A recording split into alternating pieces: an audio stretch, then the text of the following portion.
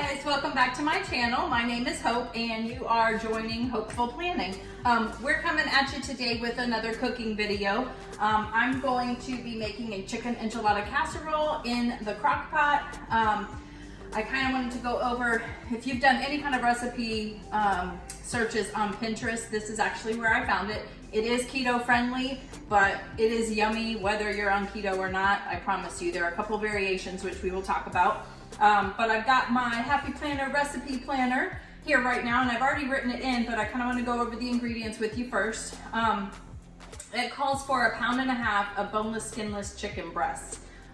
These right here are not chicken breasts. I prefer using the boneless, skinless chicken thighs. Dark meat has a little bit more fat in it, and that is better when you're on keto. This is the first time that I'm trying it like this, so I know there's like different times for cooking when you're using either breasts or thighs, so I'll just keep an eye on it. It's Sunday, I'll be here, I can check on it. You also need 1 28-ounce can of red enchilada sauce. I'm using Old El Paso. You can certainly make your own, but I haven't gotten that far yet. For the recipe, it does call for black olives sliced. I actually also add jalapeno peppers diced, at least the juices of it. It kind of gives it a little kick. You need 3 cups of shredded cheddar cheese. I usually put 4. We like a lot of cheese. And then obviously you want some sour cream to top it off at the end. So what we're gonna be doing right now is you're gonna be putting the chicken in the crock pot. And, I mean, it's super simple. The first step of this is just literally mixing the chicken with the enchilada sauce. Let me get it open. I did not have that ready. Okay. So you pour the entire can in here. Get it all. I might have a little bit more than about 2 pounds of chicken, but we like ours to kind of be a little bit more of a thicker consistency. And then it says cook on high for 4 hours or low for 8 hours. Since it's about 12:30 right now on Sunday, I'm gonna go ahead and put it at 4 hours, because after this first step, we're gonna do some different things to it, and it's gonna cook for another hour or so. So we're gonna wanna eat dinner probably around 6-ish. So I'm gonna put it on 4 hours, and then we're just gonna let it sit, and I'll come back to you after the 4 hours. So I'll see you soon. Okay, hey guys, welcome back. The chicken inside the enchilada sauce has been cooking for about 3.5–4 hours now. So what you're gonna do is what I've actually already done. You're gonna get 2 forks, and you're going to basically just shred the chicken inside of the enchilada sauce, okay? So you want it to be shred. It's gonna be super tender. And remember, it called for only 1.5 pounds of chicken, and I put more than that for this very reason. It's still pretty liquidy. So it just depends on how much liquid you want. If you want it more thick, which is how we like it. But now what we're gonna do is, after it's all shred up like that, then it asks you, or it tells you, to put a cup of cheese inside of it. Again, I used a little more cheese than normal, so I put about 2 cups in there. I'm putting, and then you stir it. It also says to add your black olives that you're gonna add. I actually don't do the black olives until a topping for me at the end, because Andy over here does not like black olives, so. Nope.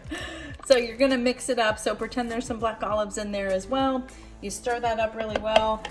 I do my own little thing and add a little bit of diced jalapeno peppers. I'm gonna put a little bit of the sauce in there just to give it a little kick. Just gives it a punch. Like Emerald, bam! Didn't you used to say that? I think so. Bam! Okay. So then it says to flatten it, but there's so much juice there, it's kind of hard to flatten it. And then you throw on the rest of your cheese and the rest of your black olives if you're putting it in.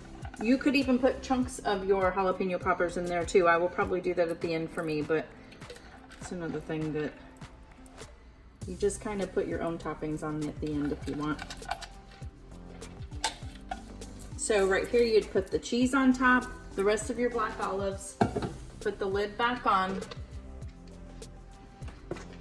and let it sit for another 45 minutes to an hour till the cheese is all melty on top. And then we'll come back when that's done. We'll plate it up, kind of throw some sour cream on it, and we'll do a taste test and we'll let you know. Okay guys, we are back. Our chicken enchilada casserole is done. I did end up going ahead mixing up the cheese inside of it. I had checked on it a little while ago and the power had been knocked too warm instead of being on high heat. So that's why the delay on this. So I just went ahead and decided to mix it all up. I'm gonna dish it out for you. This is how I would make it for myself, but you can see it's super good, super cheesy.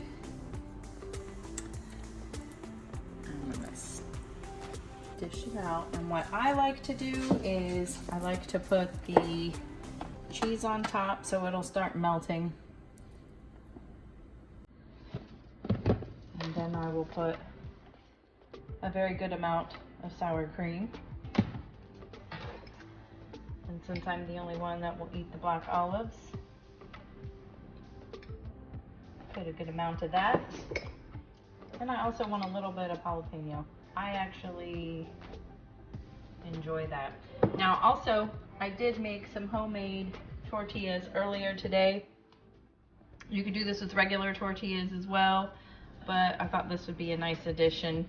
This is my first time making them, and they actually are really good, weren't they, honey?